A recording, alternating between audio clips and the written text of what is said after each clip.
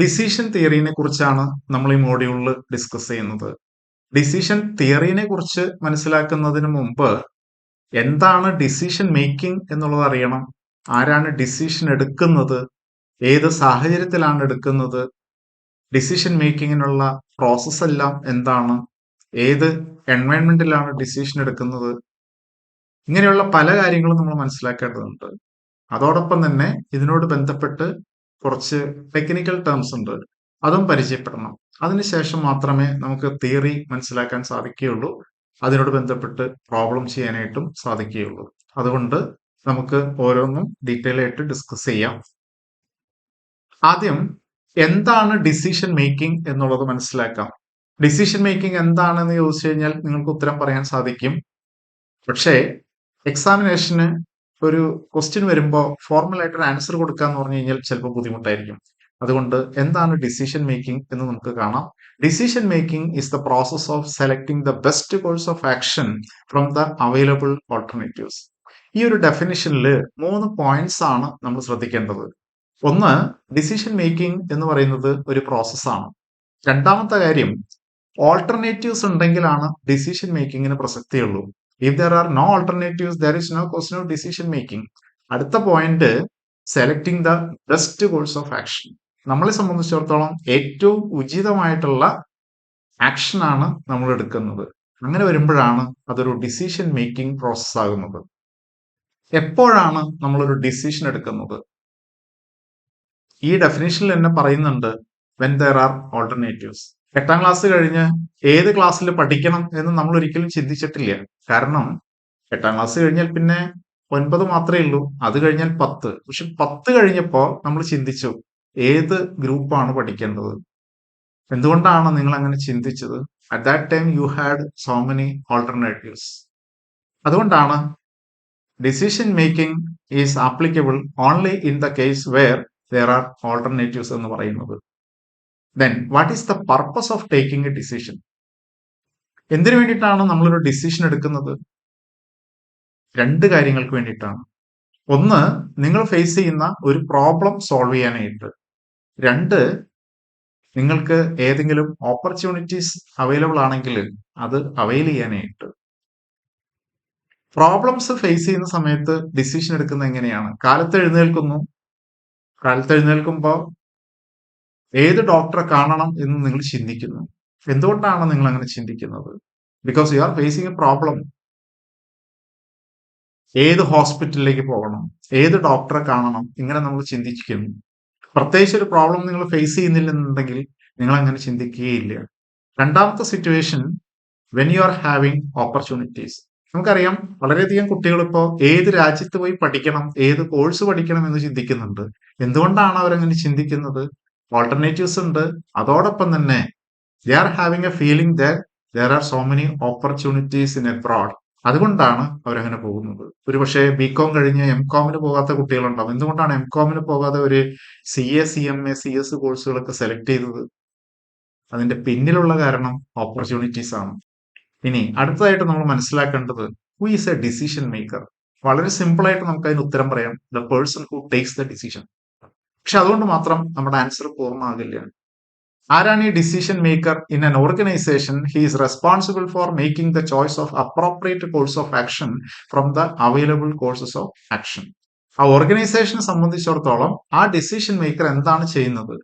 അവിടെ അവൈലബിൾ ആയിട്ടുള്ള ഓൾട്ടർനേറ്റീവ്സിൽ നിന്ന് ഏറ്റവും ബെസ്റ്റ് ആയിട്ടുള്ള ഒരു ഡിസിഷൻ എടുക്കുന്നു, അല്ലെങ്കിൽ ഒരു ഓൾട്ടർനേറ്റീവ് സെലക്ട് ചെയ്യുന്നു. അത് ആരായിരിക്കും?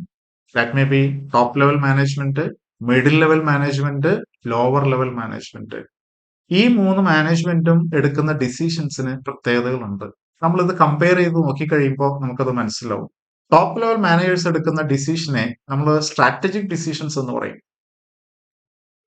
മിഡിൽ ലെവൽ മാനേജേഴ്സ് എടുക്കുന്ന ഡിസിഷനെ ടാക്ടിക്കൽ ഡിസിഷൻ എന്ന് പറയും. അതേ സ്ഥാനത്ത് ലോവർ ലെവൽ മാനേജേഴ്സ് എടുക്കുന്ന ഡിസിഷനെ നമ്മൾ ഓപ്പറേഷണൽ ഡിസിഷൻസ്, അതല്ലെങ്കിൽ പ്രോഗ്രാമബിൾ ഡിസിഷൻസ് എന്ന് പറയും. ഇത് തമ്മിൽ എന്താണ് വ്യത്യാസം? അത് നമുക്കൊന്ന് ഡിസ്കസ് ചെയ്യാനുണ്ട്. ആദ്യത്തെ സ്ട്രാറ്റജിക് ഡിസിഷൻസ്, ഏറ്റവും അവസാനത്തെ ഓപ്പറേഷണൽ ഡിസിഷൻസ്. ഇത് രണ്ടും നമുക്ക് കമ്പയർ ചെയ്യാം. അത് രണ്ടും കമ്പയർ ചെയ്ത് കഴിഞ്ഞാൽ നിങ്ങൾക്ക് പ്രാക്ടിക്കൽ ഡിസിഷൻസ് എന്താണെന്ന് മനസ്സിലാക്കാൻ സാധിക്കും. കാരണം പ്രാക്ടിക്കൽ ഡിസിഷൻസ് എന്ന് പറയുന്നത് ഇതിന്റെ രണ്ടിന്റെയും ഒരു മിക്സ് ആണ്. അപ്പൊ രണ്ട് എക്സ്ട്രീം ഡിസിഷൻസ് നമുക്കൊന്ന് കമ്പയർ ചെയ്യാം. Operational decisions versus strategic decisions. ആദ്യമായിട്ട് ആരാണ് ഈ ഡിസിഷൻ എടുക്കുന്നത്? നമ്മൾ ഇപ്പോൾ തന്നെ പറഞ്ഞു, operational decisions are taken by lower level managers, whereas strategic decisions are taken by top level managers. അടുത്തത് റിസ്ക് ഇൻവോൾവ്മെന്റ് ആണ്. ലോവർ ലെവലിലുള്ള ഒരു ഡിസിഷൻ, ആ ഡിസിഷൻ തെറ്റായാലും അതിന്റെ ഇമ്പാക്റ്റ് എന്ന് പറയുന്നത് വളരെ ചെറുതായിരിക്കും. ഇപ്പൊ ലോവർ ലെവലിലുള്ള ഒരു മാനേജറാണ് ഒരു സൂപ്പർവൈസറായിട്ട് നമുക്ക് കണക്കാക്കാൻ സാധിക്കും. പ്രൊഡക്ഷൻ ഫ്ലോറിൽ വർക്ക് ചെയ്യുന്ന സൂപ്പർവൈസർ ഇന്നത്തെ ഒരു ജോബിന് വേണ്ടിയിട്ട് എത്ര വർക്കേഴ്സിന് അലോട്ട് ചെയ്യണം, അതില് ഒരു വർക്കർ കൂടിക്കഴിഞ്ഞാലും ഒരു വർക്കർ കുറഞ്ഞു കഴിഞ്ഞാലും അധികം പ്രശ്നമില്ല. ചെറിയൊരു സാമ്പത്തിക നഷ്ടം വരും എന്നുള്ളതല്ലാതെ വേറെ പ്രശ്നങ്ങളില്ല. പക്ഷേ ടോപ്പ് ലെവൽ മാനേജേഴ്സ് എടുക്കുന്ന ഡിസിഷൻ അതിന് വളരെയധികം ഇമ്പാക്റ്റ് ഉണ്ട്. ഒരുപക്ഷെ ആ ഒരു ഡിസിഷൻ തെറ്റാണെങ്കിൽ കമ്പനി തന്നെ അടച്ചുപൂട്ടേണ്ട ഒരു സാഹചര്യം വരാം. പുതിയൊരു പ്ലാന്റ് ആരംഭിക്കുന്നു, അല്ലെങ്കിൽ പുതിയൊരു പ്രോഡക്റ്റ് മാർക്കറ്റിലേക്ക് ഇൻട്രൊഡ്യൂസ് ചെയ്യുന്നു. ഇതെല്ലാം സ്ട്രാറ്റജിക് ഡിസിഷൻസ് ആണ്. അപ്പൊ അങ്ങനെയുള്ള ഡിസിഷൻസിന്റെ ഇമ്പാക്റ്റ് എന്ന് പറയുന്നത് വളരെ വലുതാണ്. അടുത്തത് ഇൻഫർമേഷൻ കളക്റ്റഡ്. ഓപ്പറേഷൻ ലെവൽ മാനേജേഴ്സിനെ സംബന്ധിച്ചിടത്തോളം അവർക്ക് ഡിസിഷൻ എടുക്കുന്നതിന് വേണ്ടതായിട്ടുള്ള ഇൻഫർമേഷൻ ഓർഗനൈസേഷനിൽ നിന്ന് തന്നെ അല്ലെങ്കിൽ ഇന്റേണൽ സോഴ്സിൽ നിന്ന് തന്നെ അവൈലബിൾ ആണ്. അതിനെ ബേസ് ചെയ്ത് അവർക്ക് ഡിസിഷൻ എടുക്കാൻ വളരെ എളുപ്പമാണ്. പക്ഷേ സ്ട്രാറ്റജിക് ഡിസിഷൻസ് അല്ലെങ്കിൽ ടോപ്പ് ലെവൽ മാനേജേഴ്സ് എടുക്കുന്ന ഡിസിഷൻസിന് ഇൻഫർമേഷൻ കളക്ട് ചെയ്യുന്നത് മെയിൻ ആയിട്ടും എക്സ്റ്റേണൽ സോഴ്സിൽ നിന്നാണ്. നമുക്ക് അതിന്റെ എക്സാമ്പിൾ പറയുകയാണെങ്കിൽ ഗവൺമെന്റ് പോളിസി, അതല്ലെങ്കിൽ കസ്റ്റമേഴ്സ് ആറ്റിറ്റ്യൂഡ്, ഇതെല്ലാം അതിന്റെ ഉദാഹരണങ്ങളാണ്. പുതിയൊരു പ്രോഡക്റ്റ് നമുക്ക് മാർക്കറ്റിലേക്ക് കൊണ്ടുവരണം, നമ്മൾ അതിന് അപ്ലൈ ചെയ്ത് കഴിഞ്ഞാൽ ലൈസൻസ് കിട്ടും എന്നുള്ളത് സംശയമാണ്. അങ്ങനെയുള്ള ഒരു കോംപ്ലിക്കേറ്റഡ് ആയിട്ടുള്ള അല്ലെങ്കിൽ എന്തെങ്കിലും പ്രത്യേകതയുള്ള ഒരു പ്രോഡക്റ്റ് ആയിരിക്കാം അത്. ഇനി അങ്ങനെ ഒരു പ്രോഡക്റ്റ് മാർക്കറ്റിലേക്ക് വന്നാലും കസ്റ്റമേഴ്സ് അത് വാങ്ങണം എന്ന് നിർബന്ധമില്ല. അപ്പൊ കസ്റ്റമേഴ്സിന്റെ ആറ്റിറ്റ്യൂഡ് എന്തായിരിക്കും? ലോക്കൽ പീപ്പിളിന്റെ സപ്പോർട്ട് കിട്ടാൻ സാധ്യതയുണ്ടോ? അപ്പം ഇതെല്ലാം എക്സ്റ്റേണൽ ഇൻഫർമേഷൻ ആണ്. അടുത്തത് frequency of decision. Operational decisions അല്ലെങ്കിൽ ലോവർ ലെവൽ മാനേജേഴ്സ് എടുക്കുന്ന ഡിസിഷൻ എന്ന് പറയുന്നത് ഡേ ടു ഡേ ഡിസിഷൻസ് ആണ്. എല്ലാ ദിവസവും അവരിങ്ങനെയുള്ള ഡിസിഷൻസ് എടുത്തുകൊണ്ടിരിക്കുകയാണ്. ഓരോ ദിവസവും ജോബിലേക്ക് വർക്കേഴ്സിനെ അസൈൻ ചെയ്ത് കൊടുക്കുന്നത് വല്ല കാലത്തുള്ള ഒരു ഡിസിഷൻ അല്ല. എല്ലാ ദിവസവും അവരുടെ ജോലിയുടെ ഭാഗമായിട്ട് തന്നെ ആ സ്ഥിരമായിട്ട് ഡിസിഷൻ എടുക്കുന്നു. അതേ സ്ഥാനത്ത് ടോപ്പ് ലെവൽ മാനേജേഴ്സ് എടുക്കുന്ന ഡിസിഷൻ എന്ന് പറയുന്നത് റയർ ഡിസിഷൻ ആയിരിക്കും. എല്ലാ ദിവസവും പുതിയ പ്രോഡക്റ്റുകൾ മാർക്കറ്റിലേക്ക് ഇൻട്രൊഡ്യൂസ് ചെയ്യുന്നില്ല. മാസത്തിൽ ഒരിക്കൽ പോലും ഒരു പുതിയ പ്ലാന്റ് ഇൻട്രൊഡ്യൂസ് ചെയ്യുന്നില്ല. കുറെ വർഷം കഴിയുമ്പോൾ അതല്ലെങ്കിൽ കമ്പനിയുടെ ലൈഫിൽ തന്നെ ചിലപ്പോൾ 1-2 തവണയായിരിക്കും പുതിയൊരു പ്രോഡക്റ്റ് കമ്പനി മാർക്കറ്റിലേക്ക് ഇൻട്രൊഡ്യൂസ് ചെയ്യുന്നത്. അതാണ് അത് തമ്മിലുള്ള വ്യത്യാസം. അടുത്തത് യൂസ് ഓഫ് മോഡൽസ്. നമ്മൾ ഡിസിഷൻ മേക്കിങ്ങിന് വേണ്ടിയിട്ട് പല മോഡൽസ് പഠിച്ചിട്ടുണ്ട്. ഉദാഹരണമായിട്ട് പറയുകയാണെങ്കിൽ ഇക്കണോമിക് ഓർഡർ ക്വാണ്ടിറ്റി, കോസ്റ്റ് അക്കൗണ്ടിങ്ങിൽ നമ്മൾ പഠിച്ചിട്ടുണ്ട് മെറ്റീരിയൽസ്. എന്താണ് ഇക്കണോമിക് ഓർഡർ ക്വാണ്ടിറ്റി?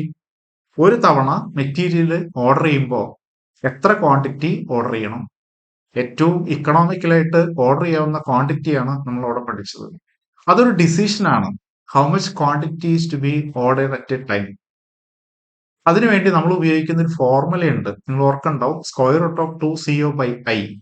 അതൊരു മോഡലാണ്. On the basis of that model you are taking such A decision.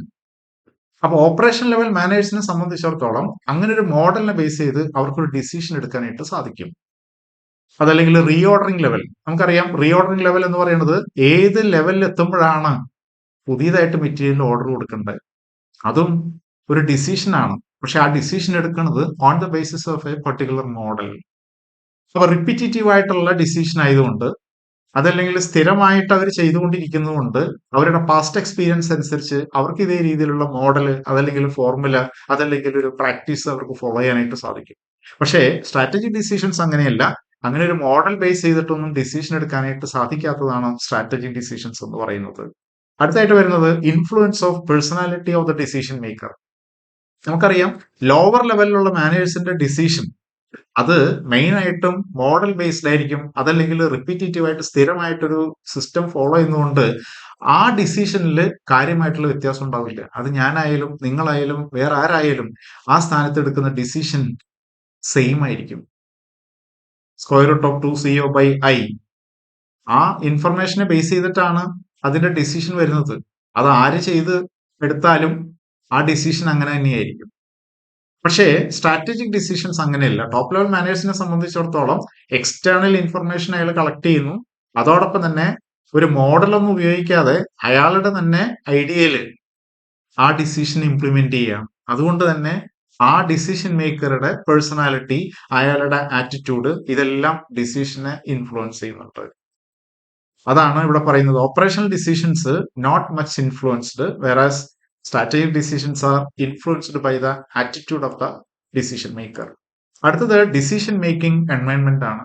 ഈ ഒരു പോയിന്റ് ആണ് നമ്മൾ സീരിയസ് ആയിട്ട് ഡിസ്കസ് ചെയ്യുന്നത്. ഈ ചാപ്റ്ററിൽ മുഴുവനും ഡിസ്കസ് ചെയ്യുന്നത് ഇതിനെ ബേസ് ചെയ്തിട്ടാണ്. Decision making environment. ഡിസിഷൻ 3 സിറ്റുവേഷനിലാണ് വരുന്നത്. ഒന്ന് decision making under certainty, 2 decision making under risk, 3 decision making under uncertainty. 3 തമ്മിൽ എന്താണ് വ്യത്യാസം? ഡിസിഷൻ മേക്കിംഗ് അണ്ടർ സർട്ടനിറ്റി എന്ന് പറഞ്ഞു കഴിഞ്ഞാൽ ആ ഡിസിഷൻ നിങ്ങൾ എടുക്കുന്ന സമയത്ത് നിങ്ങൾക്ക് എല്ലാം വ്യക്തമായിട്ട് അറിയാം. ഇങ്ങനെയാണ് ഞാനൊരു ഡിസിഷൻ എടുക്കുന്നുണ്ടെങ്കിൽ അതിന്റെ ഇമ്പാക്ട് ഇതായിരിക്കും, ഇതാണ് ഞാൻ സെലക്ട് ചെയ്യണമെന്നുണ്ടെങ്കിൽ അതിന്റെ ഇമ്പാക്ട് ഇതായിരിക്കും. അങ്ങനെ കൃത്യമായിട്ട് പറയാൻ സാധിക്കും. നമ്മൾ മാർജിനൽ കോസ്റ്റിംഗിൽ വളരെയധികം പ്രോബ്ലംസ് അങ്ങനെ ചെയ്തിട്ടുണ്ട്. Make or buy decision, shut down or continue, sub contract or not, അല്ലെങ്കിൽ എന്താണ് selection of a profitable mix, ഇങ്ങനെയൊക്കെ പറഞ്ഞ പല ഡിസിഷൻസും നമ്മൾ എടുത്തിട്ടുണ്ട്. ക്വസ്റ്റ്യൻ വരുന്നു, നമ്മൾ വായിച്ചു നോക്കിയിട്ട് ഇങ്ങനെയാണ് എടുക്കേണ്ടത് എന്ന് പറഞ്ഞു. അത് ഞാൻ എടുത്താലും നിങ്ങൾ എടുത്താലും ആരെടുത്താലും ഒരുപോലെ തന്നെയായിരിക്കും. എന്തുകൊണ്ടാണ്? ഡിസിഷൻ മേക്കിംഗ് അണ്ടർ സർട്ടനിറ്റി ആണ്. അതേ സ്ഥാനത്ത് രണ്ടാമത്തെ ഒരു സ്റ്റേജ് ഉണ്ട്, അതാണ് decision making under risk.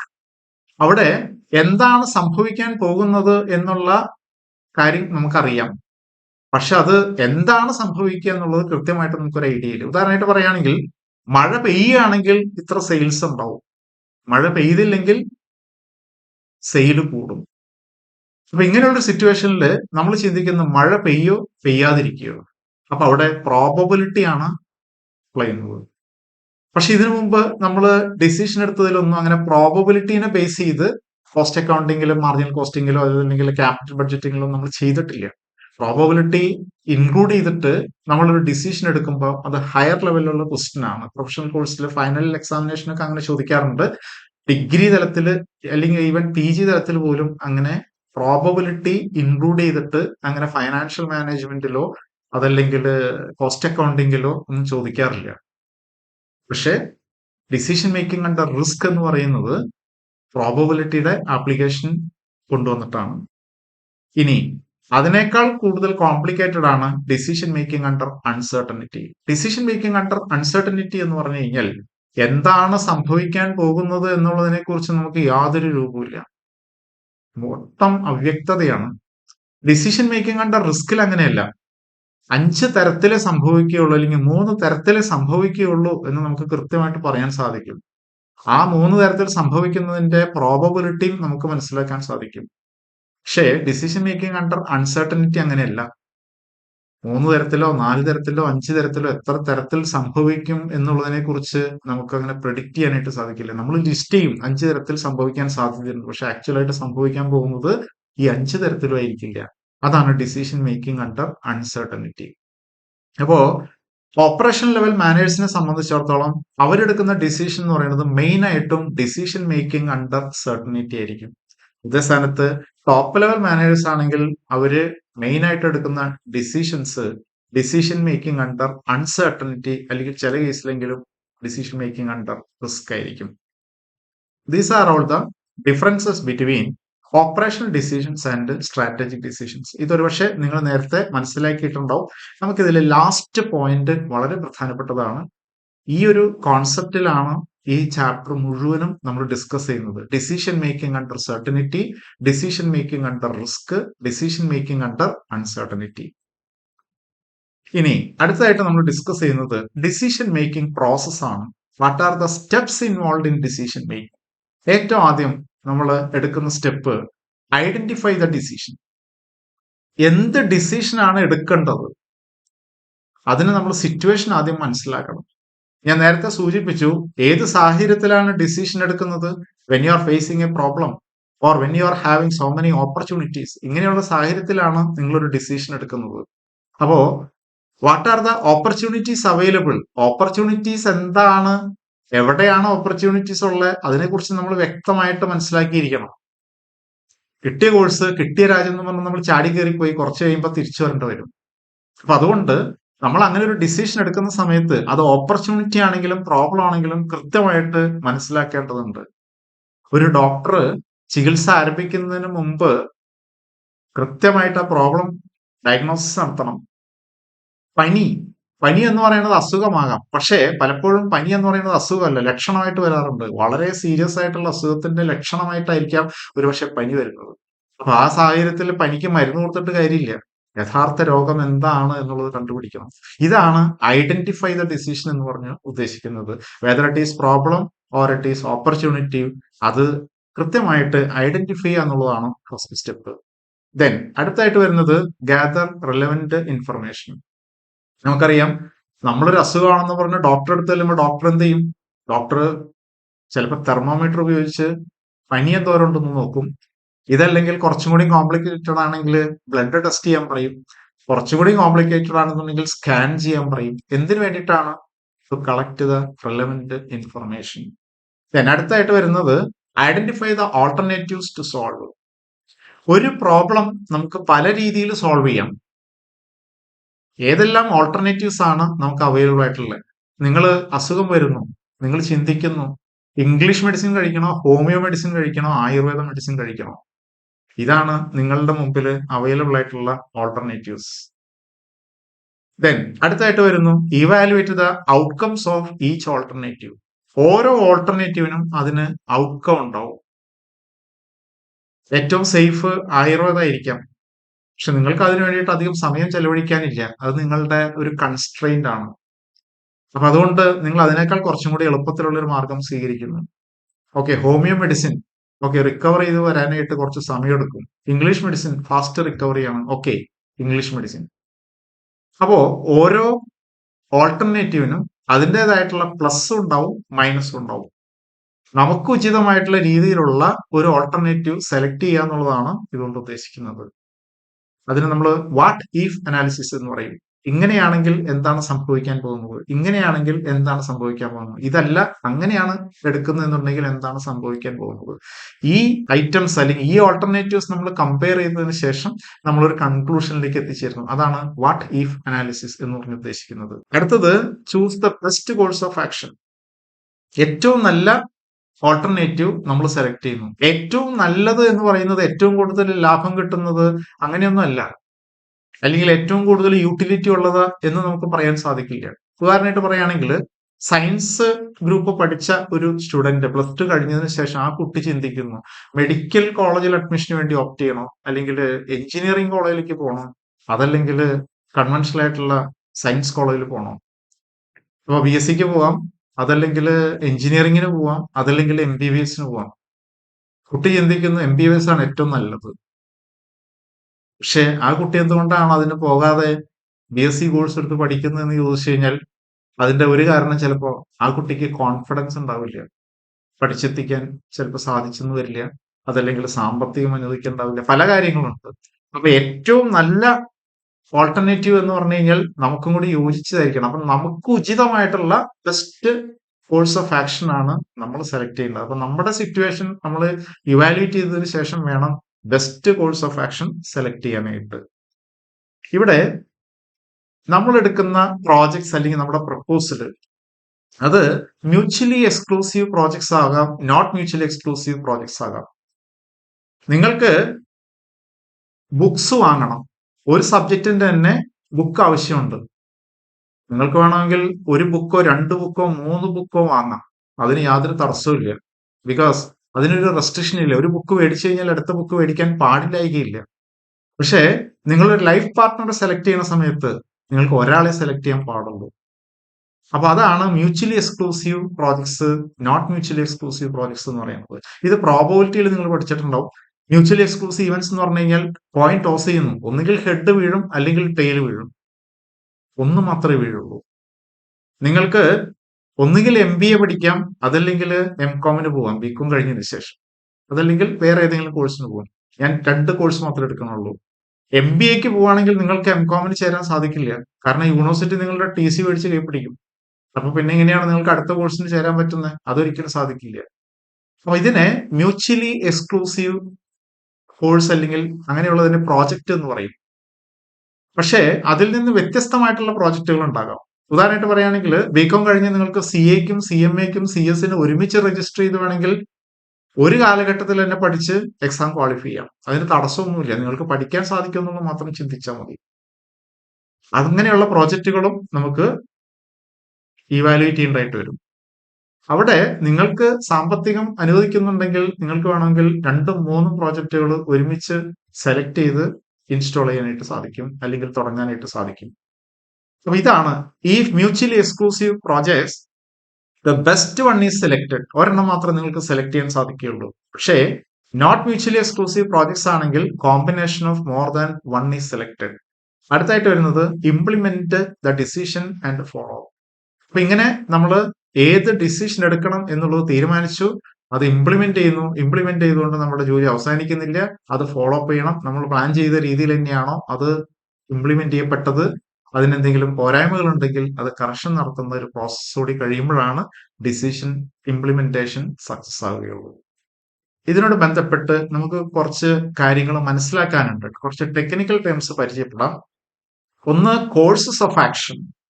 Course of action നിങ്ങൾക്ക് മനസ്സിലായി കാണും. ഓൾട്ടർനേറ്റീവ് കോഴ്സസ് ഓഫ് ആക്ഷൻ, അതല്ലെങ്കിൽ സ്ട്രാറ്റജീസ് അവൈലബിൾ.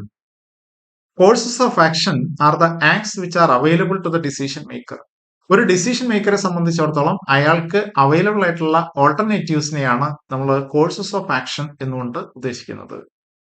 എക്സാമ്പിൾ ആയിട്ട് പറയുകയാണെങ്കിൽ, which is the new product to be launched in the next year. Management മുമ്പിൽ പല പ്രോഡക്റ്റുകളുണ്ട്. ഇതിൽ ഏത് പ്രോഡക്റ്റ് ആണ് നമുക്ക് സെലക്ട് ചെയ്യേണ്ടത്? അപ്പൊ അവിടെ ആ ഓൾട്ടർനേറ്റീവ്സിനെയാണ് നമ്മൾ കോഴ്സ് ഓഫ് ആക്ഷൻ എന്ന് പറയുന്നത്. അല്ലെങ്കിൽ which source of fund is to be opted to raise the required capital. നമുക്ക് ഇത്രയും ക്യാപിറ്റൽ വേണം, അതെങ്ങനെ റേസ് ചെയ്യും? പ്രിഫറൻസ് ഷെയർ ക്യാപിറ്റൽ ആകാം, ഈക്വിറ്റി ഷെയർ ക്യാപിറ്റൽ ആകാം, ബാങ്ക് ലോൺ ആകാം, ഡിബഞ്ചർ ആകാം. ഏത് സോഴ്സിൽ നിന്നാണ് നമുക്ക് ഫണ്ട് കളക്ട് ചെയ്യാനായിട്ട് സാധിക്കുക? അതല്ലെങ്കിൽ which machine is to be purchased, automatic ആണോ, സെമി ഓട്ടോമാറ്റിക് ആണോ, അതല്ലെങ്കിൽ മാനുവൽ മെഷീൻ ആണോ? ഇങ്ങനെ നമ്മൾ ഓൾട്ടർനേറ്റീവ്സ് ഇവാലുവേറ്റ് ചെയ്യും. In which investment the surplus fund is to be invested. ഇതെല്ലാം അതിന്റെ എക്സാമ്പിളുകളാണ്. ഓക്കെ, അടുത്തത് സ്റ്റേറ്റ്സ് ഓഫ് നേച്ചർ. അതിനെ ഈവൻസ് എന്ന് വളരെ സിമ്പിൾ ആയിട്ട് പറയാം. The effect or end result of the decision which is often referred to states of nature is called events. It determines the level of success four A given action. നമ്മളൊരു decision എടുക്കുന്നു. നമ്മളൊരു decision എടുത്തതിന് ശേഷം അതിന്റെ result എന്താണ്? അതാണ് അതിന്റെ States of nature. അത് എല്ലായ്പ്പോഴും നമ്മൾ പ്രതീക്ഷിക്കുന്ന രീതിയിൽ ആകണമെന്ന് നിർബന്ധമില്ല.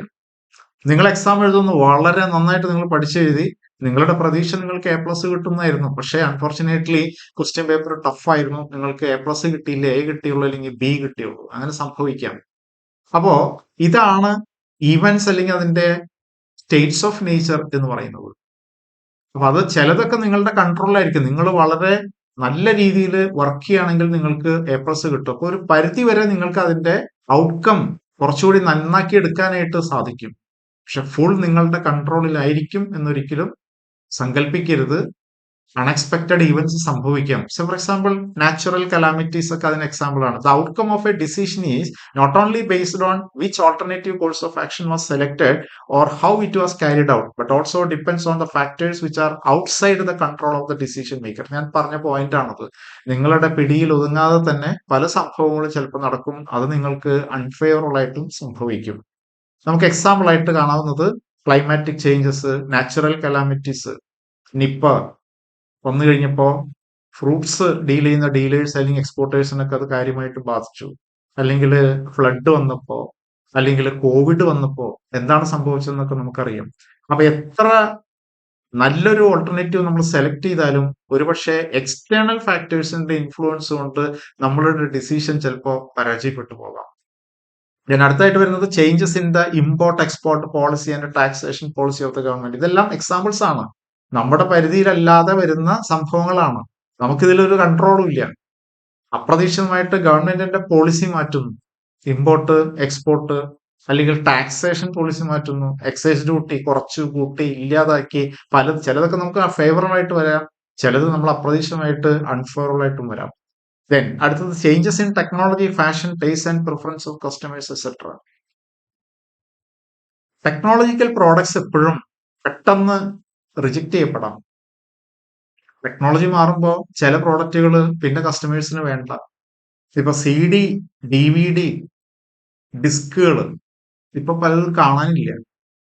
എന്തുകൊണ്ടാണെന്ന് ചോദിച്ചു കഴിഞ്ഞാൽ വേറെ സ്റ്റോറേജ് ഡിവൈസസുകൾ മാർക്കറ്റിലേക്ക് വന്നുകൊണ്ടാണ്. അപ്പൊ ടെക്നോളജി മാറുന്നതിനനുസരിച്ച് നമ്മുടെ കണക്കൂട്ടലുകൾ തെറ്റും. ഇത് തന്നെയാണ് ഫാഷന്റെ കേസിലും സംഭവിക്കുന്നത്.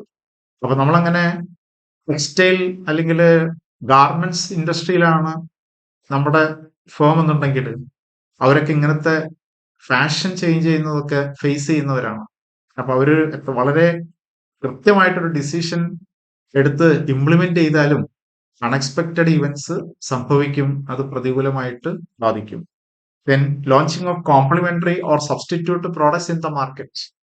കോംപ്ലിമെന്ററി പ്രോഡക്റ്റ് എന്താണെന്ന് നമുക്കറിയാം. സബ്സ്റ്റിറ്റ്യൂട്ട് പ്രോഡക്റ്റ് എന്താണെന്ന് അറിയാം. സബ്സ്റ്റിറ്റ്യൂട്ട് പ്രോഡക്റ്റ് എന്ന് പറഞ്ഞാൽ എന്താണ്? ചായക്ക് പകരം നിങ്ങൾക്ക് കാപ്പി കുടിക്കാം. ചായ വില റേറ്റ് കൂടി, പൈസ കൂടി, ആളുകൾ കോഫിയിലേക്ക് തിരിയുന്നു. അപ്പൊ പ്രൈസ് കൂട്ടിക്കഴിഞ്ഞാൽ ലാഭം കൂടുതൽ കിട്ടും.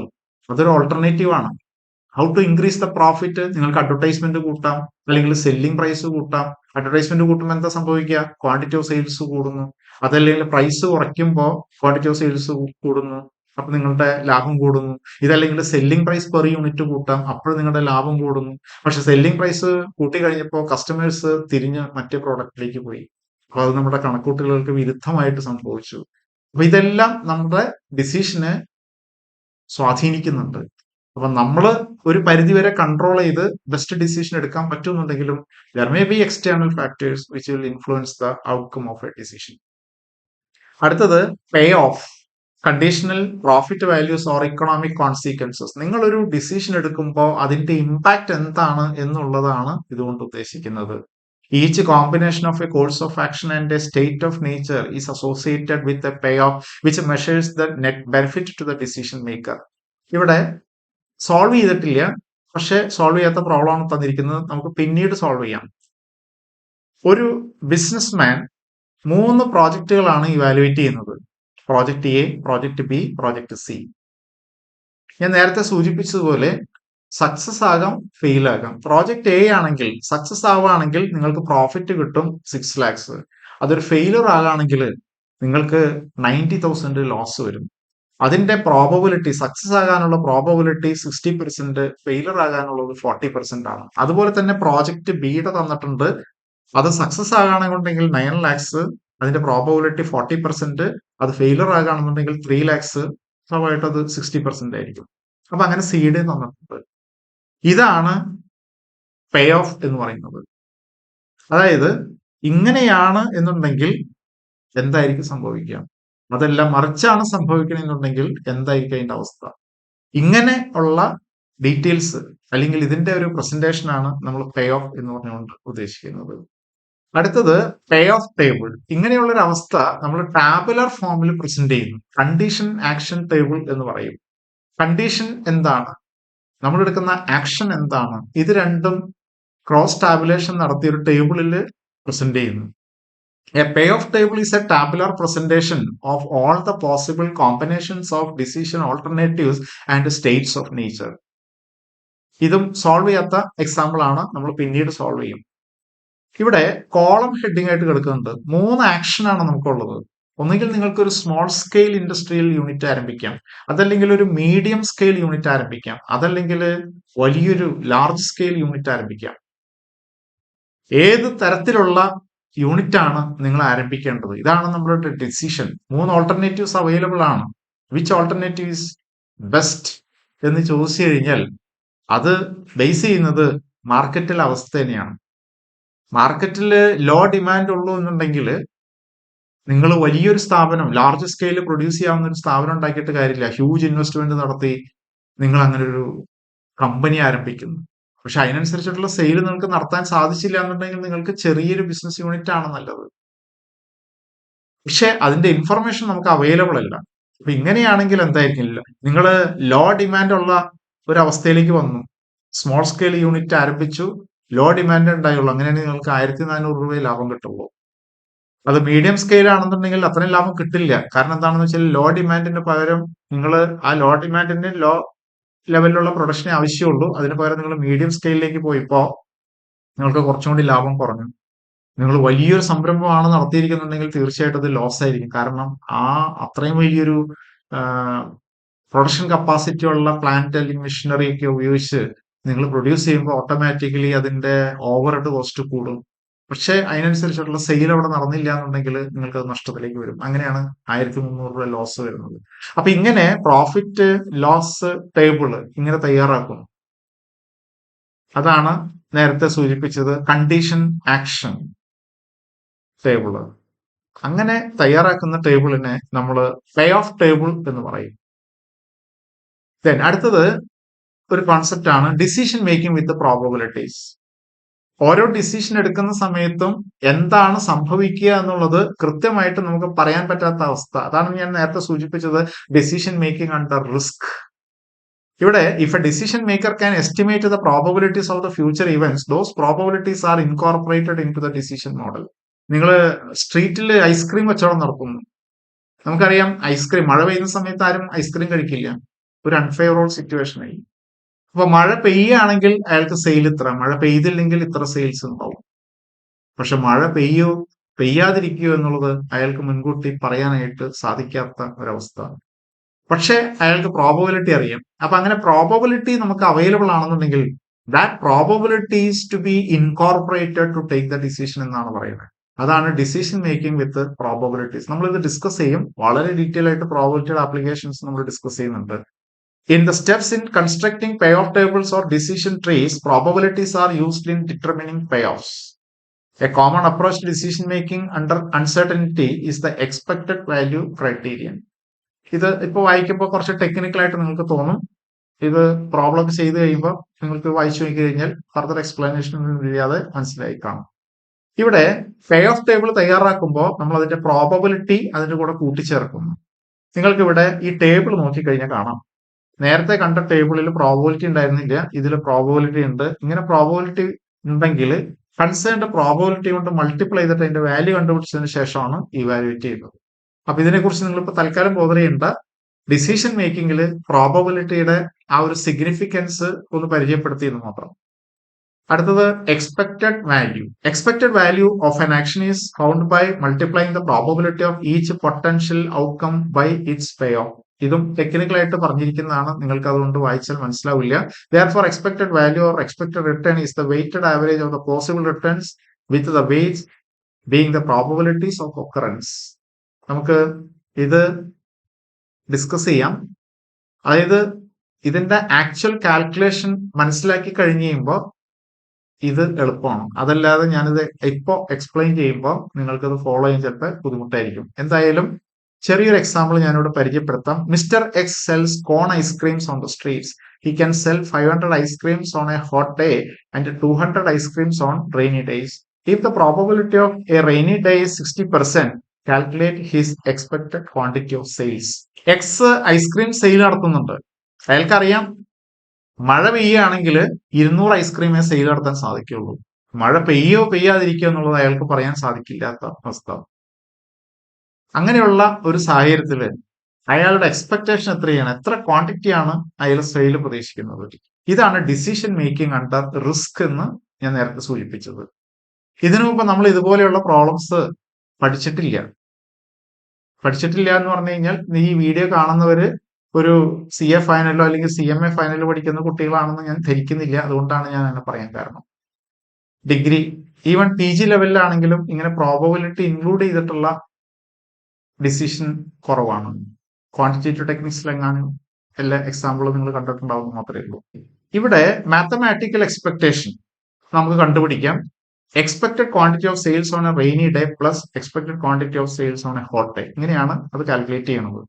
Expected quantity on A rainy day, മഴ പെയ്യുകയാണെങ്കിൽ 200 ഐസ്ക്രീം ആണ് വിൽക്കാൻ സാധിക്കുക. അതിന്റെ സാധ്യത എത്രയാണ്? മഴ പെയ്യാനുള്ള സാധ്യത 60% ആണെന്ന് പറയുന്നത്. അപ്പൊ 200 into 60%, പ്ലസ് ഹോട്ട് ക്ലൈമറ്റിനാണെങ്കിൽ 500 ഇൻറ്റു 40%, അത് രണ്ടും കൂടി കൂട്ടുമ്പോൾ 320. അപ്പൊ അയാളെ സംബന്ധിച്ചിടത്തോളം അയാൾ എക്സ്പെക്ട് ചെയ്യുന്ന സെയിൽസ് 320 ആണ്. അടുത്തത് എക്സ്പെക്റ്റഡ് മോണിറ്ററി വാല്യൂ. നേരത്തെ നമ്മൾ ക്വാണ്ടിറ്റിയിലാണ് എക്സ്പെക്ട് ചെയ്തത്, ഇത്ര ഐസ്ക്രീം, അതായത് ഇത്ര എണ്ണം, അങ്ങനെയാണ് നമ്മൾ കാൽക്കുലേറ്റ് ചെയ്തത്. എക്സ്പെക്റ്റഡ് മോണിറ്ററി വാല്യൂല് അത് മോണിറ്ററി ടേംസിലുള്ള എക്സ്പ്രഷൻ ആയിരിക്കും. EMV for given course of action is the sum of all possible payoffs of the alternative course of action, each found out by multiplying the probability of each potential outcome by its payoff. ഇവിടെ the probability of winning a single price lottery of rupees 2 lakhs is 1 by 1000. If the lottery is sold at the rate of rupees 250, find the net benefit or loss of the buyer. ഞാനൊരു lottery എടുക്കുന്നു. Lottery എടുക്കണമെന്നുണ്ടെങ്കിൽ 250 രൂപ മുടക്കണം. ആ ലോട്ടറിക്ക് ഒറ്റ price മാത്രമേ ഉള്ളൂ, 2 lakhs. അത് അടിക്കാനായിട്ടുള്ള probability 1 by 1000 ആണ്. അങ്ങനെയാണെങ്കിൽ എൻ്റെ എക്സ്പെക്ട് ചെയ്യുന്ന നെറ്റ് ബെനിഫിറ്റ് അല്ലെങ്കിൽ ലോസ് എത്രയാണ്? ഇവിടെ നമ്മൾ മാത്തമാറ്റിക്കൽ എക്സ്പെക്ടേഷൻ അല്ലെങ്കിൽ എക്സ്പെക്ടഡ് മോണിറ്ററി വാല്യൂ ആദ്യം കാൽക്കുലേറ്റ് ചെയ്യണം. എക്സ്പെക്ടഡ് മോണിറ്ററി വാല്യൂ 2 lakhs ആണ്. നമുക്ക് 2 lakhs കിട്ടില്ല, കിട്ടണമെന്ന് നിർബന്ധമില്ല.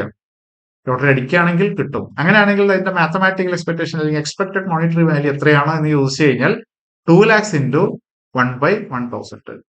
അപ്പൊ നമുക്ക് 200 കിട്ടും.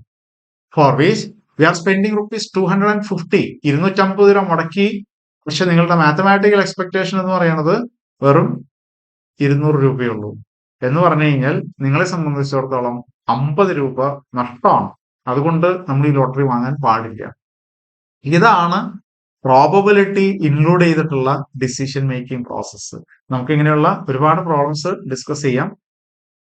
അടുത്തൊരു question, the following information is related to the estimated sales of a company. കമ്പനിയുടെ സെയിൽസ് 20,000 rupees ആകാം, 30,000 ആകാം, 40 ആകാം, 50 ആകാം, 60,000 ആകാം. അതിന്റെ ഓരോന്നിന്റെയും പ്രോബബിലിറ്റിയും തന്നിട്ടുണ്ട്. You are required to calculate the expected sales. Concerned probability കൊണ്ട് മൾട്ടിപ്ലൈ ചെയ്യും. അതായത് 20,000 into 10% plus 30,000 into 20% plus 40,000 into 40% plus 50,000 into 20% plus 60,000 into 10%. ഇത് ടോട്ടൽ ചെയ്ത് കഴിയുമ്പോൾ നമുക്ക് കിട്ടുന്നത് 40,000 ആണ്. എന്ന് പറഞ്ഞു കഴിഞ്ഞാൽ കമ്പനി എക്സ്പെക്ട് ചെയ്യുന്ന sales in value that is rupees 40,000. Then അടുത്തത് expected value of perfect information.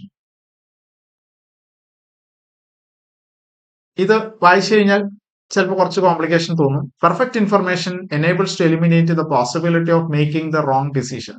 Expected value of perfect information is the price that one would be willing to pay in order to get access to perfect information.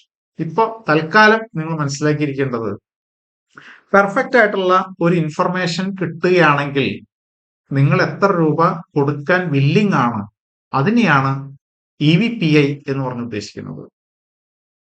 ചുരുക്കി പറഞ്ഞാൽ decision making under risk. നമുക്കറിയാം എന്താണ് സംഭവിക്കാൻ സാധ്യതകൾ ഉള്ളതെന്ന് നമുക്കറിയാം, പക്ഷെ ഓരോന്നിന്റെയും സാധ്യതകൾ അറിയാമെങ്കിലും എന്താണ് സംഭവിക്കുന്നതിനെ കുറിച്ച് നമുക്ക് ഉറപ്പില്ല.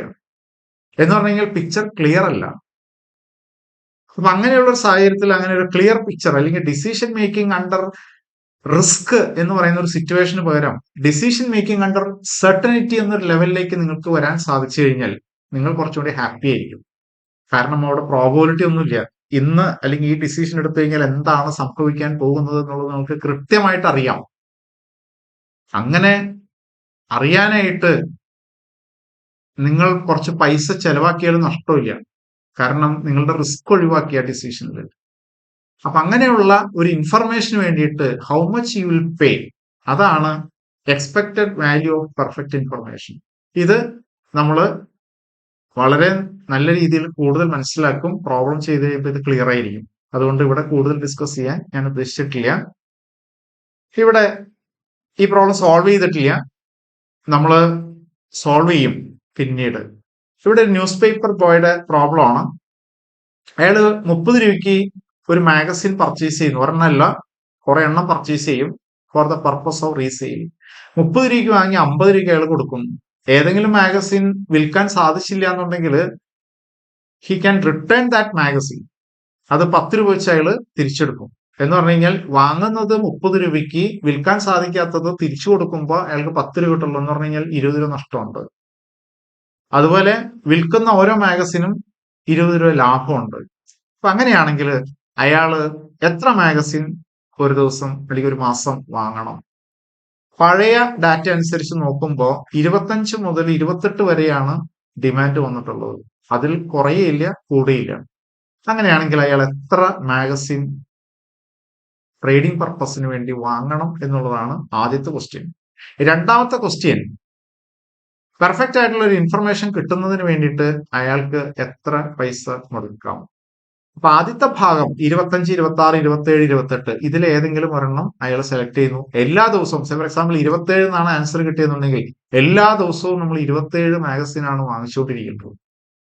പക്ഷെ ചില ദിവസങ്ങളിൽ ചിലപ്പോൾ നമുക്ക് 25 മാഗസിന് വിൽക്കാൻ സാധിച്ചുള്ളൂ. എന്താ സംഭവിക്കുക? 27 എണ്ണം വാങ്ങിച്ചു, പക്ഷെ 25 എണ്ണേ വിൽക്കാൻ സാധിച്ചുള്ളൂ. 2 എണ്ണം നമ്മുടെ കയ്യിൽ പൈസ പോയി. അപ്പൊ നമ്മൾ വിചാരിക്കും, ഷോ അങ്ങനെയാണെങ്കിൽ 25 എണ്ണം വാങ്ങിയാൽ മതിയായിരുന്നു. പക്ഷെ നിങ്ങൾക്ക് എന്തുകൊണ്ടാണ് അങ്ങനെ 25 എണ്ണം വാങ്ങാനായിട്ടുള്ള ഒരു സാഹചര്യം ഇല്ലാതിരുന്നത് എന്ന് ചോദിച്ചു കഴിഞ്ഞാൽ, ഇൻ അഡ്വാൻസ് നിങ്ങൾക്ക് അറിയില്ല എത്രയാണ് ഡിമാൻഡ് വരാൻ പോകുന്നത്. പക്ഷെ അങ്ങനെ ഒരു ഇൻഫർമേഷൻ നിങ്ങൾക്ക് എല്ലാ ദിവസവും വാങ്ങുന്നതിന് മുമ്പ് കിട്ടുന്ന ഒരു സാഹചര്യം ഉണ്ടെങ്കിൽ നിങ്ങൾ അതിനു വേണ്ടി കുറച്ച് പൈസ കൂടുതൽ മുടക്കും. എന്നാലും കുഴപ്പമില്ല, നമുക്ക് ഈ നഷ്ടം ഒഴിവാക്കാലോ. അങ്ങനെ നിങ്ങൾ എത്ര രൂപ മുടക്കും എന്നുള്ളതാണ് രണ്ടാമത്തെ ക്വസ്റ്റ്യൻ.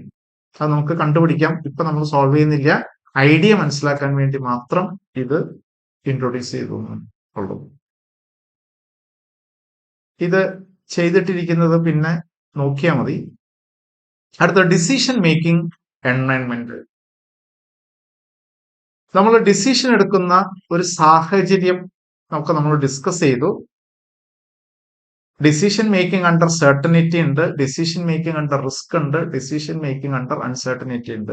ആദ്യത്തെ ഡിസിഷൻ മേക്കിംഗ്, അതായത് ഡിസിഷൻ മേക്കിംഗ് അണ്ടർ സർട്ടനിറ്റി, അവിടുത്തെ പ്രത്യേകതകൾ എന്താണ്? ഒന്നാമത്തെ പ്രത്യേകത, such conditions normally exist in the case of routine and repetitive decision. ഞാൻ പറഞ്ഞു, ലോവർ ലെവലിലുള്ള മാനേജേഴ്സിനെ സംബന്ധിച്ചിടത്തോളം അവരെടുക്കുന്ന ഡിസിഷൻസ് അണ്ടർ സർട്ടനിറ്റി ആണ്. കാരണം സ്ഥിരമായിട്ട് റിപ്പീറ്റ് ചെയ്ത് എടുക്കുന്ന ഡിസിഷൻസ് ആണ്. അപ്പൊ അതുകൊണ്ട് തന്നെ അവർക്ക് ഇങ്ങനെ ചെയ്തു കഴിഞ്ഞാൽ അങ്ങനെ സംഭവിക്കും എന്നുള്ളത് അവർക്ക് ഉറപ്പാണ്. On the basis of their past experience or on the basis of certain models അവർക്ക് കൃത്യമായിട്ട് അത് പ്രെഡിക്റ്റ് ചെയ്യാൻ സാധിക്കും. അടുത്തത്, ഫ്യൂച്ചർ ഈസ് ഹൈലി പ്രഡിക്റ്റബിൾ. പറഞ്ഞ പോയിന്റ് തന്നെയാണ്. The consequence of each course of action are known with certainty. നിങ്ങൾ ഇതെടുത്തു കഴിഞ്ഞാൽ അങ്ങനെ സംഭവിക്കുകയുള്ളൂ എന്നുള്ളത് നമുക്ക് കൃത്യമായിട്ട് അറിയാം. അതാണ് പോയിന്റ് പറയുന്നത്. In such situations the decision maker can use pay of tables or models. അങ്ങനെയുള്ള സിറ്റുവേഷൻ ആയതുകൊണ്ട് അവർക്ക് നേരത്തെ നമ്മൾ കണ്ടതുപോലെയുള്ള ഡിസിഷൻ ടേബിളുകൾ ഉപയോഗിച്ച് ഡിസിഷൻ എടുക്കാനായിട്ട് സാധിക്കും. അതല്ലെങ്കിൽ മോഡൽസ് ഉപയോഗിച്ച് ഡിസിഷൻ എടുക്കാനായിട്ട് സാധിക്കും. ഞാൻ നേരത്തെ പറഞ്ഞു ഇക്കണോമിക് ഓർഡർ ക്വാണ്ടിറ്റിയുടെ ഒരു മോഡൽ ഞാൻ പറഞ്ഞു, square root of 2CO/i. Then അടുത്തത് ഡിസിഷൻ മേക്കിംഗ് അണ്ടർ റിസ്ക് ആണ്. ഡിസിഷൻ മേക്കിംഗ് അണ്ടർ റിസ്കിന്റെ പ്രത്യേകത എന്താണ്? Only incomplete information about the available alternatives is available. Information ഉണ്ട് നമ്മുടെ കയ്യിൽ, പക്ഷെ അത് കംപ്ലീറ്റ് അല്ല. എന്ന് പറഞ്ഞു കഴിഞ്ഞാൽ, ഇങ്ങനെ മഴ പെയ്യുകയാണെങ്കിൽ സെയിൽ ഇത്ര ഉണ്ടാവുള്ളൂ, മഴ പെയ്തില്ലെങ്കിൽ ഇങ്ങനെ വരാം. പക്ഷെ ഇൻഫർമേഷൻ കംപ്ലീറ്റ് അല്ല. എന്താണ്? മഴ പെയ്യില്ല എന്നുള്ളതിന്റെ ഇൻഫർമേഷൻ ഇവിടെ അവൈലബിൾ അല്ലല്ലോ. അതാണ് ഇൻഫർമേഷൻ ഇൻകംപ്ലീറ്റ് എന്ന് പറയാൻ കാരണം. But has A good idea of the probabilities of outcomes of alternatives. അപ്പൊ ഇങ്ങനെയൊന്നും നമുക്ക് പറയാൻ സാധിക്കില്ല, എങ്കിലും അതിന്റെ പ്രോബബിലിറ്റി നമ്മുടെ കയ്യിലുണ്ട്. മിക്കവാറും 60% മഴ പെയ്യാൻ സാധ്യതയുണ്ട്, 40% മഴ പെയ്യാതിരിക്കാൻ സാധ്യതയുള്ളൂ എന്നൊക്കെ നമുക്ക് പറയാനായിട്ട് സാധിക്കും. ഇതാണ് അവിടുത്തെ അവസ്ഥ. അടുത്തത്, selection of a course of action is based on mathematical expectation. നമ്മൾ കണ്ടു മാത്തമാറ്റിക്കൽ എക്സ്പെക്ടേഷൻ EMV ക്രൈറ്റീരിയ അനുസരിച്ച് പ്രോബിലിറ്റി കൊണ്ട് മൾട്ടിപ്ലൈ ചെയ്യുന്നതൊക്കെ കണ്ടു. അപ്പൊ അത് ഡിസിഷൻ മേക്കിംഗ് അണ്ടർ റിസ്കിലാണ് അങ്ങനെ പ്രോബിലിറ്റി കൊണ്ട് മൾട്ടിപ്ലൈ ചെയ്തിട്ട് നമ്മളൊരു ഡിസിഷൻ എടുക്കുന്നത്.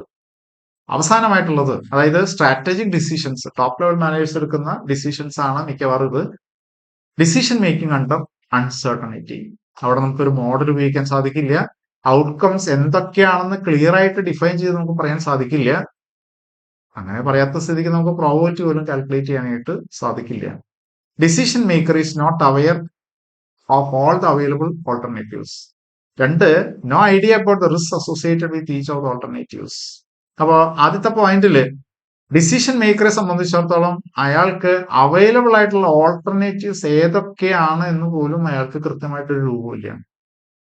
നമ്മൾ ഇത്രയൊക്കെ ഉള്ളൂ എന്ന് വിചാരിച്ചിരിക്കുമ്പോഴും ചിലപ്പോ ഇതല്ലാത്ത ബെസ്റ്റ് ആയിട്ടുള്ള ഒരു സൊല്യൂഷൻ ചിലപ്പോൾ വേറെ ഉണ്ടാവും, വേറൊരു ഓൾട്ടർനേറ്റീവ് അവിടെ ഉണ്ടാവും, അത് നമുക്ക് അറിയില്ല. അങ്ങനെ സംഭവിക്കാം.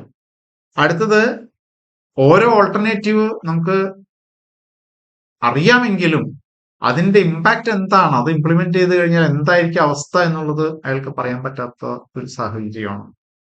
അടുത്തത്, due to such uncertainty he will make certain assumptions about the situation. അപ്പൊ അയാൾക്ക് കൃത്യമായിട്ടൊന്നും പ്രഡിക്റ്റ് ചെയ്യാനായിട്ട് സാധിക്കുന്നില്ല, അല്ലെങ്കിൽ അയാൾക്ക് കൃത്യമായിട്ടുള്ളൊരു ഡാറ്റ അവൈലബിൾ അല്ല. അതുകൊണ്ട് അവിടെ ഒരു അനിശ്ചിതത്വം ഉണ്ട്. അപ്പൊ അയാൾ എന്ത് ചെയ്യും? അയാളെ സംബന്ധിച്ചിടത്തോളം അയാളുടെ സങ്കല്പം അനുസരിച്ച് അയാൾ ചിലതൊക്കെ അസ്യൂം ചെയ്യും. ഇതൊക്കെ ഇങ്ങനെയൊക്കെ വരികയുള്ളൂ, സർക്കാർ എന്തായാലും ഇനി ഇതിന് എക്സൈസ് ഡ്യൂട്ടി കൂട്ടില്ല, അല്ലെങ്കിൽ അതിന് എക്സംഷൻ കിട്ടും അല്ലെങ്കിൽ കിട്ടില്ല എന്നൊക്കെയുള്ള രീതിയിൽ അവർ അസംഷൻ എടുക്കും. അടുത്തത്, therefore his decisions are mainly influenced by his judgment and experience. ഇത് നമ്മൾ നേരത്തെ പറഞ്ഞ പോയിന്റ് ആണ്. ഇങ്ങനെയൊക്കെയുള്ള ഒരു സാഹചര്യം, അതായത് അവർക്ക് കൃത്യമായിട്ടുള്ള ഒരു മോഡൽ ഇല്ല, എക്സ്റ്റേണൽ ഇൻഫർമേഷനെ ബേസ് ചെയ്തിട്ടാണ് ഡിസിഷൻ എടുക്കുന്നത്. ഇങ്ങനെ ഓരോ വരാൻ പോകുന്ന ഔട്ട്കംസ് എന്താണെന്നുള്ളതും പ്രഡിക്റ്റ് ചെയ്യാനൊന്നും പറ്റാത്ത ഒരു സാഹചര്യത്തില് അയാളുടേതായിട്ടുള്ള രീതിയിൽ അയാളുടെ പഴയ എക്സ്പീരിയൻസ് ഒക്കെ അനുസരിച്ച് അയാളത് ജഡ്ജ് ചെയ്യുന്നു. അതുകൊണ്ട് തന്നെ അയാളുടെ ഡിസിഷൻ മേക്കിംഗ് അയാളുടെ പേഴ്സണാലിറ്റി വഴി ഇൻഫ്ലുവൻസ് ചെയ്യപ്പെടുന്നു. ഇത് മൂന്നും തമ്മിലുള്ള ബേസിക് ആയിട്ടുള്ള ഡിഫറൻസ്. ഇനി ഇത് ഓരോന്നും നമ്മൾ ഡീറ്റെയിൽ ആയിട്ട് ഡിസ്കസ് ചെയ്യും. നമുക്ക് ഡിസിഷൻ മേക്കിംഗ് അണ്ടർ റിസ്ക്കും ഡിസിഷൻ മേക്കിംഗ് അണ്ടർ അൺസർട്ടനിറ്റി ഒന്ന് കമ്പയർ ചെയ്ത് നോക്കാം. ഒന്ന്, എന്താണ് അർത്ഥമാക്കുന്നത്? Decision making under risk is a situation where the possibility of future outcome can be predicted. Outcome നമുക്ക് പ്രഡിക്റ്റ് ചെയ്യാൻ സാധിക്കും, പക്ഷേ ഡിസിഷൻ മേക്കിംഗ് അണ്ടർ അൺസർട്ടനിറ്റിയിൽ എന്തൊക്കെയാണ് സംഭവിക്കുന്ന സാധ്യതയുള്ളത് അത് നമുക്ക് ഒരിക്കലും പ്രഡിക്റ്റ് ചെയ്യാനായിട്ട് സാധിക്കില്ല. അടുത്തത്, awareness about the outcomes. The potential outcomes are known in risk, that is probability. Decision making under റിസ്കില് നമുക്ക് ഔട്ട്കംസ് അറിയാം, പക്ഷേ അത് റിസ്ക് ഉണ്ട് എന്ന് പറഞ്ഞു കഴിഞ്ഞാൽ കൃത്യമായിട്ട് അറിയില്ല ഏതാണ് സംഭവിക്കാൻ പോകുന്നത്. ഇങ്ങനെയൊക്കെ സംഭവിക്കാൻ സാധ്യതയുണ്ട് എന്ന് പറയെങ്കിലും അതെന്താണ് കൃത്യമായിട്ട് സംഭവിക്കുക എന്നുള്ളത് നമുക്ക് വ്യക്തമായിട്ട് പറയാൻ സാധിക്കില്ല. നിങ്ങൾക്ക് അതിന് പ്രോബബിലിറ്റി ഉണ്ട്, അത് വെച്ച് കാൽക്കുലേറ്റ് ചെയ്ത് എക്സ്പെക്ടേഷനുകൾ കണ്ടുപിടിക്കാനേ സാധിക്കുകയുള്ളൂ. അതേസമയത്ത് അൺസർട്ടനിറ്റി ആണെങ്കിൽ ഔട്ട്കംസ് എന്താണെന്ന് പോലും നമുക്ക് അറിയാൻ പറ്റാത്ത ഒരവസ്ഥ. അതാണ് ഇത് തമ്മിലുള്ള ഡിഫറൻസ്. അടുത്തത്, measurability in quantitative terms. Probability കൊണ്ട് മൾട്ടിപ്ലൈ ചെയ്ത് നമ്മൾ എക്സ്പെക്ടഡ് മോണിറ്ററി വാല്യൂ ഒക്കെ കണ്ടുപിടിച്ചു. അതായത് risk can be measured and quantified through theoretical models. നമ്മൾ തിയറട്ടിക്കൽ ഡിസ്ട്രിബ്യൂഷൻ കുറച്ച് പേരെങ്കിലും പഠിച്ചിട്ടുണ്ടാവും. തിയറട്ടിക്കൽ ഡിസ്ട്രിബ്യൂഷനിൽ binomial distribution, Poisson distribution, normal distribution ഒക്കെ പഠിച്ചു. അതിൽ നമ്മൾ ഫ്രീക്വൻസി എക്സ്പെക്ട് ചെയ്യുന്നത് കാൽക്കുലേറ്റ് ചെയ്തു, പ്രോബിലിറ്റി കണ്ടുപിടിക്കുന്നു, അതിനുശേഷം ക്യാപിറ്റൽ എൻ കൊണ്ട് മൾട്ടിപ്ലൈ ചെയ്യുമ്പോൾ നമുക്ക് അതിന്റെ എക്സ്പെക്ടഡ് ഫ്രീക്വൻസീസ് ഒക്കെ കാൽക്കുലേറ്റ് ചെയ്യാൻ സാധിക്കും. അപ്പൊ അങ്ങനെയൊക്കെ നമുക്ക് ക്വാണ്ടിറ്റേറ്റീവ് ടേംസിൽ മെഷർ ചെയ്യാൻ സാധിക്കും. പക്ഷെ അങ്ങനെ ഒരു മോഡൽ ഒന്നും നമുക്ക് ഇവിടെ അവൈലബിൾ അല്ല ഇതിന്റെ കേസിൽ, ഡിസിഷൻ മേക്കിംഗ് അണ്ടർ അൺസർട്ടനിറ്റി. അതുകൊണ്ടാണ് ഇറ്റ് ഈസ് അൺപ്രഡിക്റ്റബിൾ അല്ലെങ്കിൽ നോട്ട് പോസിബിൾ ടു മെഷർ എന്ന് പറയുന്നത്. അടുത്തത്, അസൈനിങ് പ്രോബബിലിറ്റി. നമുക്കറിയാം risk, decision making under risk ആണെന്നുണ്ടെങ്കിൽ എന്തൊക്കെയാണ് ഔട്ട്കംസ് വരാൻ പോകുന്നത് എന്നുള്ളത് നമുക്ക് അറിയാം. അതുകൊണ്ട് തന്നെ പാസ്റ്റ് എക്സ്പീരിയൻസ് അനുസരിച്ച് അല്ലെങ്കിൽ എക്സ്റ്റേണൽ സോഴ്സിൽ നിന്നൊക്കെ പല രീതിയിൽ നമുക്ക് അതിന്റെ പ്രോബബിലിറ്റി കാൽക്കുലേറ്റ് ചെയ്യാനായിട്ട് സാധിക്കും. അതുകൊണ്ടാണ് പ്രോബബിലിറ്റി അസൈൻ ചെയ്യാൻ സാധിക്കും എന്ന് പറയുന്നത്. പക്ഷേ ഡിസിഷൻ മേക്കിംഗ് അണ്ടർ അൺസർട്ടനിറ്റിയിൽ എന്തൊക്കെയാണ് ഔട്ട്കംസ് എന്ന് പോലും നമുക്കറിയില്ല. അതുകൊണ്ട് തന്നെ പ്രോബബിലിറ്റി അസൈൻ ചെയ്യാനും സാധിക്കില്ല. അടുത്തത്, റിസ്ക് മിനിമൈസേഷൻ ആണ്. Minimisation of risk can be done by taking necessary precautions. Decision making under റിസ്കിൽ നമ്മൾ ചില പ്രിക്കോഷൻസ് ഒക്കെ എടുത്തു കഴിഞ്ഞാൽ ഒരു പരിധി വരെ നമുക്ക് അതിന്റെ നഷ്ടം വരാൻ സാധ്യതയുള്ളതൊക്കെ നമുക്ക് എലിമിനേറ്റ് ചെയ്യാനായിട്ട് സാധിക്കും. പക്ഷെ ഡിസിഷൻ മേക്കിംഗ് അണ്ടർ അൺസർട്ടനിറ്റിയിൽ അങ്ങനെ നമുക്ക് സാധിക്കില്ല. കാരണം എന്താണ് സംഭവിക്കാൻ സാധ്യതയുള്ളത് എന്നുള്ളതിനെ കുറിച്ച് നമുക്ക് ഐഡിയ ഇല്ലെങ്കിൽ പിന്നെ എങ്ങനെയാണ് നമുക്കൊരു പ്രിക്കോഷൻ എടുക്കാനായിട്ട് സാധിക്കുക? അതുകൊണ്ടാണ് അത് പലപ്പോഴും പോസിബിൾ അല്ലാത്തത്. കൺട്രോളബിലിറ്റി സിമിലർ പോയിന്റ് തന്നെയാണ്. ഡിസിഷൻ മേക്കിംഗ് അണ്ടർ റിസ്ക് ആണെന്നുണ്ടെങ്കിൽ കമ്പാരിറ്റീവ്ലി മോർ കൺട്രോൾ നമുക്ക് കിട്ടും. അതേസമയത്ത് ഡിസിഷൻ മേക്കിംഗ് അണ്ടർ അൺസർട്ടനിറ്റി ആണെന്നുണ്ടെങ്കിൽ കൺട്രോൾ എന്ന് പറയുന്നത് നമുക്ക് കാര്യമായിട്ടൊന്നും ഉണ്ടാകില്ല എന്നുള്ളതാണ് പറയുന്നത്. 3 ഹെഡ് ഡീറ്റെയിൽ ആയിട്ട് നമുക്ക് പഠിക്കണം. അതിൽ ഞാൻ നേരത്തെ സൂചിപ്പിച്ചതുപോലെ ഡിസിഷൻ മേക്കിംഗ് അണ്ടർ സർട്ടനിറ്റി അത് നമ്മൾ വളരെയധികം സിറ്റുവേഷൻസ് ഡിസ്കസ് ചെയ്തിട്ടുണ്ട്. നമ്മളല്ല, നമ്മുടെ കോഴ്സിന്റെ ഭാഗമായിട്ട് നമ്മൾ പലപ്പോഴും പഠിച്ചിട്ടുണ്ട്. അപ്പൊ അതുകൊണ്ട് തന്നെ വീണ്ടും അതിൽ കോൺസെൻട്രേറ്റ് ചെയ്തൊരു ഡിസ്കഷൻ ഉണ്ടാവില്ല. ഈ ചാപ്റ്ററിൽ മെയിൻ ആയിട്ടും ഡിസിഷൻ മേക്കിംഗ് അണ്ടർ റിസ്ക്കും ഡിസിഷൻ മേക്കിംഗ് അണ്ടർ അൺസർട്ടനിറ്റിയും ആണ് ഡിസ്കസ് ചെയ്യുന്നത്. എങ്കിലും ഇതിന്റെ ഭാഗമായിട്ട് ഒരു പ്രോബ്ലം ഞാനിവിടെ ഇൻട്രൊഡ്യൂസ് ചെയ്യുന്നു. Mister X considers the following 2 mobile plans offered by BSNL to subscribe. Plan A, plan B. അതിന്റെ annual rent without any free call 360, 500. Amount charged per call 20 paise, 16 paise. Which plan is ideal for mister X? Smart phone ഒക്കെ വരുന്നതിന് മുമ്പ് ഇങ്ങനെ plan നമ്മൾ evaluate ചെയ്തിരുന്നു. ഏത് പ്ലാനാണ് നല്ലത്? അപ്പൊ നമുക്ക് തോന്നും കൂടുതൽ കോൾ ഉണ്ടെങ്കിൽ പ്ലാൻ ബി ആണ് നല്ലത്. കാരണം 360 രൂപയ്ക്ക് പകരം 500 രൂപ കൊടുത്താലും നമുക്ക് ഒരു കോളിന് 4 പൈസ വെച്ച് ലാഭമുണ്ട്, അല്ലെങ്കിൽ ഒരു പൾസിന് 4 പൈസ വെച്ച് ലാഭമുണ്ട്. അപ്പൊ അങ്ങനെയാണെങ്കിൽ ഏത് പ്ലാനാണ് നമുക്ക് നല്ലത്? ഇവിടെ ഡിസിഷൻ മേക്കിംഗ് അണ്ടർ സർട്ടനിറ്റി ആണ്. എന്തുകൊണ്ടാണെന്ന് ചോദിച്ചു കഴിഞ്ഞാൽ ഈ പ്ലാനാണ് എടുക്കണമെന്നുണ്ടെങ്കിൽ ഇത്ര പൈസ ആയിരിക്കും, ഈ പ്ലാൻ ആണെന്നുണ്ടെങ്കിൽ ഇത്ര പൈസ ആയിരിക്കും, ഇത്ര പൈസ ആകാൻ സാധ്യതയുണ്ട് എന്നുള്ളതല്ല അവിടെ പറയുന്നത്. അത് അത്ര തന്നെയായിരിക്കും, അതിൽ മാറ്റമൊന്നുമില്ല. അപ്പൊ അങ്ങനെയാണെങ്കിൽ നിങ്ങൾ എന്ത് തീരുമാനം എടുക്കും? ഈ ഒരു സിറ്റുവേഷനിൽ ഡിസിഷൻ എടുക്കുന്നത് on the basis of a model. Indifference point നമ്മൾ മാർജിനൽ കോസ്റ്റിംഗിൽ പഠിച്ചിട്ടുണ്ട്. Indifference point of cost, indifference point of profit എങ്ങനെയാണ് കാൽക്കുലേറ്റ് ചെയ്യുന്നത്? Indifference point is equal to additional fixed cost. നമ്മൾ അഡീഷണൽ ആയിട്ട് എത്ര രൂപ മുടക്കുന്നുണ്ട്? 140 രൂപ മുടക്കുന്നുണ്ട്. 360 രൂപയ്ക്ക് പകരം 140 രൂപ കൂടി കൂട്ടിയാണ് പ്ലാൻ ബിക്ക് കൊടുക്കുന്നത്. എന്തിനു വേണ്ടിയിട്ടാണ് കൊടുക്കുന്നത്? In order to save at the rate of 4 paise per call. അപ്പൊ അങ്ങനെയാണെങ്കിൽ എത്ര കോൾ വേണ്ടി വരും? 3500 കോൾ വിളിക്കുമ്പോഴാണ് നിങ്ങൾക്ക് അത് മുതലാവുള്ളൂ. അങ്ങനെയാണെങ്കിൽ 3500 കോൾസ് വിളിക്കുമ്പോൾ ഇതിന്റെ 2 ഓപ്ഷനിലും സെയിം കോസ്റ്റ് ആയിരിക്കും വരുന്നത്. അതിന്റെ വെരിഫിക്കേഷൻ ആണ് ഞാനിവിടെ നടത്തിയത്. ഇനി അടുത്ത മോഡ്യൂളിലേക്ക് നമ്മൾ പോകുമ്പോൾ ഡിസിഷൻ മേക്കിംഗ് അണ്ടർ റിസ്ക്കും ഡിസിഷൻ മേക്കിംഗ് അണ്ടർ അൺസർട്ടനിറ്റിയും ഡീറ്റെയിൽ ആയിട്ട് പഠിക്കും.